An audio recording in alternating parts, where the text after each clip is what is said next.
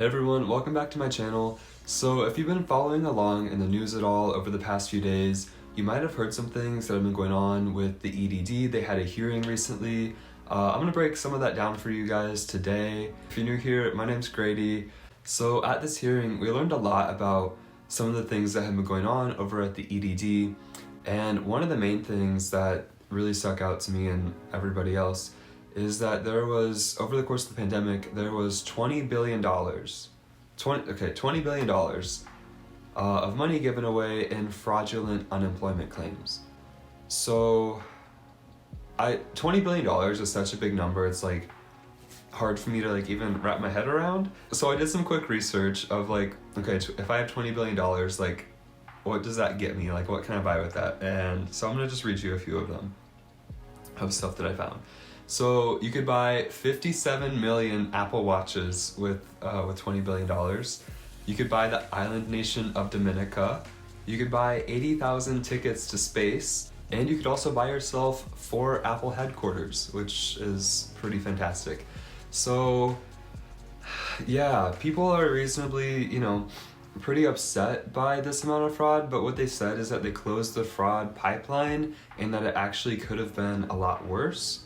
So out of the $177 billion that has been paid out, almost $20 billion of that was fraudulent, and there's quite a few reasons for this. One of them being, the EDD has outdated technology and they weren't prepared for the influx of new unemployment claims that happened once the pandemic started. Which takes us into this next part of the video where I want to go over some of the reforms that were talked about during this meeting as well. So this article that I'm referencing for these reforms was written by Cal Matters and it was published yesterday, but pretty much what it says is that the California Unemployment Department is still making progress on key reforms, but that most of these changes are still years away. And here's a quick rundown of the different reforms and the general timeline of when they should be enacted. So by the end of November, there should be a fully staffed fraud prevention unit and a director for EDD's new language access office. And hiring is still really hard for them, especially in the call centers, because they have a 30% turnover rate and there's a 4-month onboarding period for new employees, which is pretty rough. By the end of July this summer, we should have a completion of EDD's deferred workload.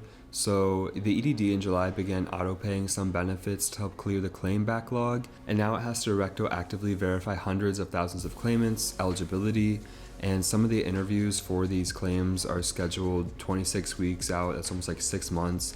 I did a video on that yesterday about phone interviews, so if you have any questions about that, definitely check that out. And by January 1st of 2023, the EDD has to stop including people's full social security number on documents that were sent by the mail, which they did 38 million times between March and November of 2020, and this put millions of Californians at risk for identity theft, according to the state auditor. They gave us a very general timeline for this one by another couple years, but pretty much they said a new fully implemented IT system, a project to modernize the EDD's tech systems has been ongoing for years. Newsom's appointed strike team recommended last year that the project start over completely, and with an even more broad and more general far-out timeline of a couple years more, the EDD should have a direct deposit option for unemployment benefits, and that would help claimants to avoid using debit cards, and hundreds of thousands of those were frozen due to suspected fraud. There's been a lot of issues with those, so the direct deposit thing would actually be super helpful for a lot of people if they could get it done.